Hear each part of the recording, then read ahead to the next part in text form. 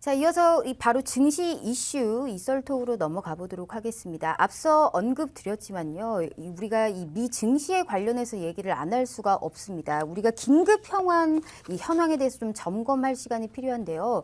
이 미국 증시 관련해서 지수 상품 그리고 이 미국채, 유가, 골드, 달러 인덱스까지 저희가 여기에 관련해서 이 상황이 상당히 급박하게 돌아가고 있잖아요.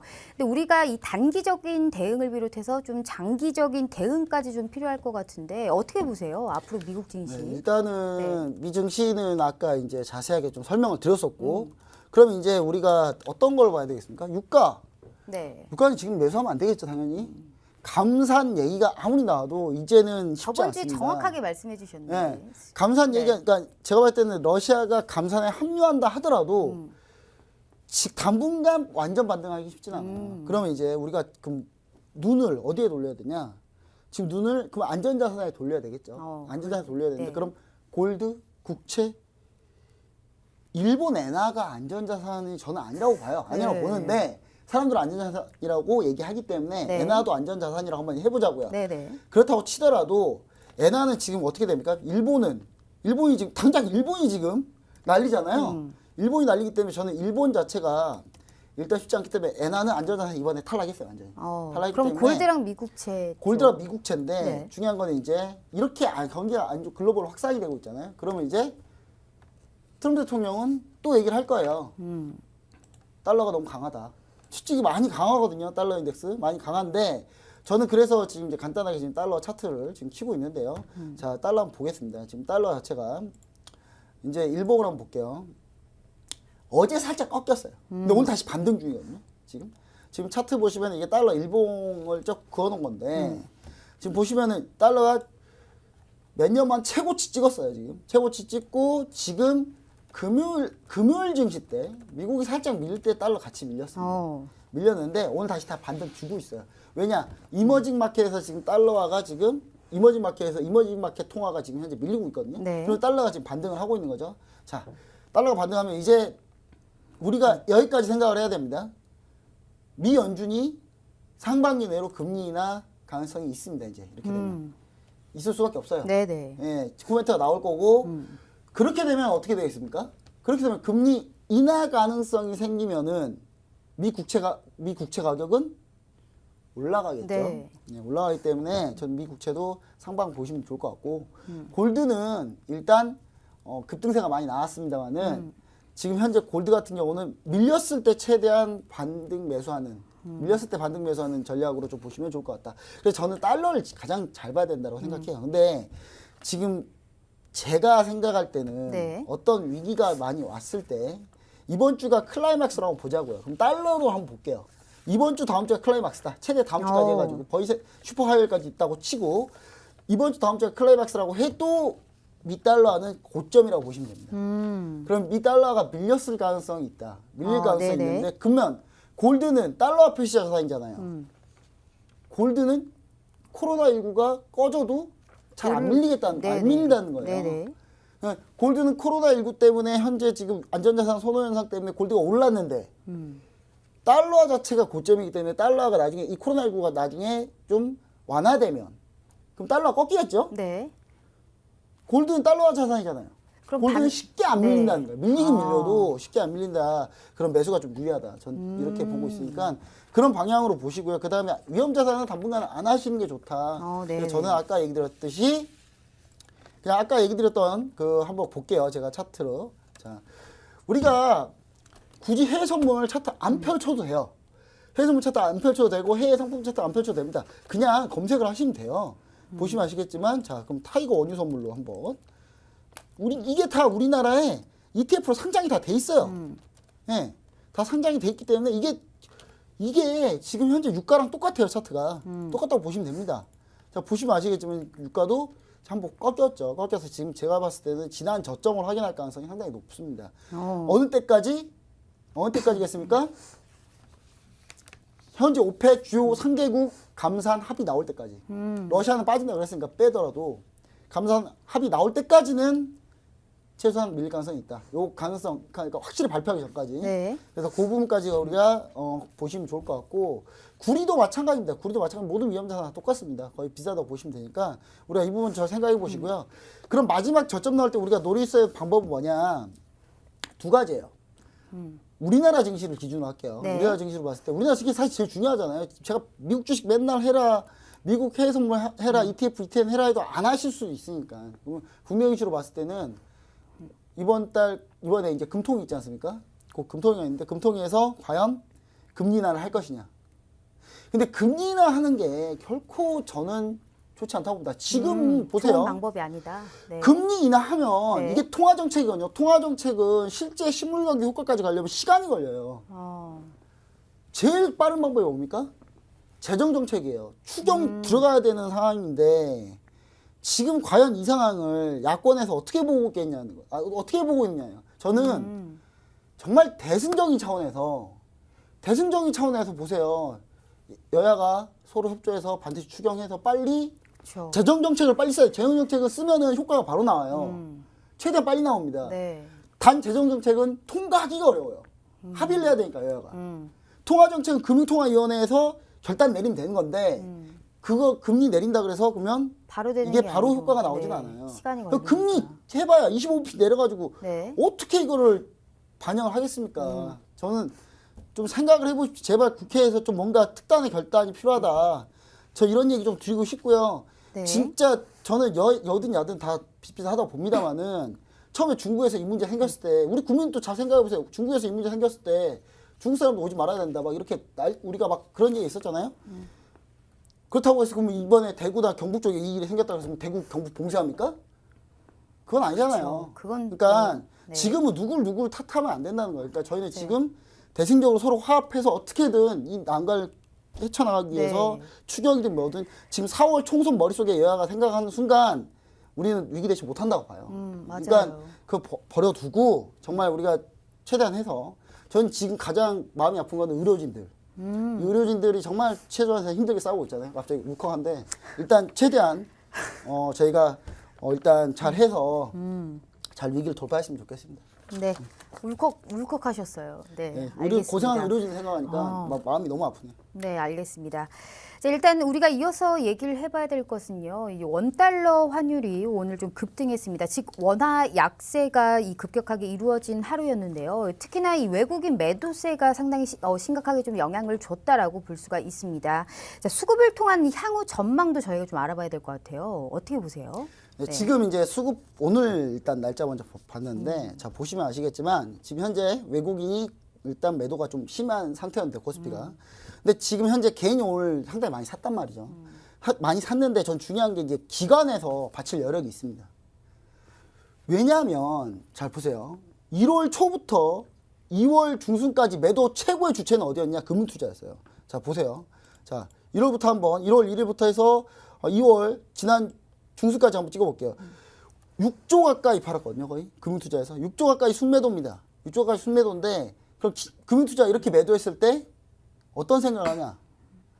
충분히 매수 여력이 있다는 거예요. 그래서 저는 기관에서 받칠 여력은 있습니다. 어디가 바닥이다라 판단하는 게 중요한 거예요. 그리고 우리 개인 투자자분들이 근데 요걸 믿으면 안 돼요. 예. 어차피 매매 주체에서 기관은 외국인한테 맨날 깨주고 있고 기관은 외국인한테 맨날 깨져서 누구한테 화풀이 하냐? 개인 투자자한테 화풀이 하는 약간 그런 수급이기 때문에 저는 제가 봤을 때는 이렇게 보시면 좋을 것 같습니다. 일단 금융투자에서 많이 매도한 부분을 매수할 여력은 있지만 이걸 확인하고 가자. 확인하고 가자라고 얘기를 드리고 싶고요. 그 다음에 금융투자 연기금에서 현재 매수할 여력이 있는데 중요한 건 나라에서 좀 정부에서 뭔가 대책이 나오긴 해야 돼요. 전 좀 정부에 좀 화가 나는 건 좀 어떤 게 있냐면 지금 연기금 이런데 현재 지금 겨우겨우 기관에서 받칠 수 있는 증시 체력이 약해진 상황이죠. 그러면 개인 투자자들한테 개인 투자자 손실이 클 거 아닙니까 밀렸을 때. 그러면 금융위기 때 어땠냐면 2008년 금융위기 때 증시가 폭 나가니까 증시 부양 펀드 조성하고 막 돈을 때려 부었단 말이에요. 그런 거라도 해야 돼요 지금.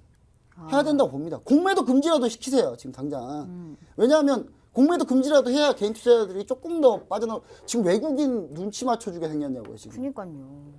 저는 여야도 잘 합의해야 되고 정부도 증시 부분에서 좀 많은 좀 생각이 좀 필요하다. 결단이 좀 필요하다 보여지고 거기에 대해서 기관 수급이 들어올 수 있는 기대의 여지를 반드시 우리가 노려붙일 수 있는데 그 노리는 부분을 확인하고 가자. 확인하고 가자. 그리고 외국인은 많이 팔아왔어요. 많이 팔아왔고 지금 현재 외국인이 조금 순매수하는 상태인데 1월부터 따지면요. 그래서 저는 24일로 따져볼게요. 자, 오늘 코스닥에서 외국인이 순매수가 나왔다. 많은 의미는 두지 마십시오. 많은 의미는 두지 마십시오. 다만 현재 제가 봤을 때는 그래도 외국인 투자자들이 거의 오늘 환율 때문에 많이 던졌거든요. 오늘 원달러가 급격히 11원이나 올라갔기 때문에 그 부분에 많이 던졌기 때문에 저는 달러가 거의 마지막 고점 쌍고를 형성하고 있다고 보시면 될 것 같아요. 그러면 이 부분에 대해서 분명히 달러가 반락해서 1150원까지 여력은 있어요.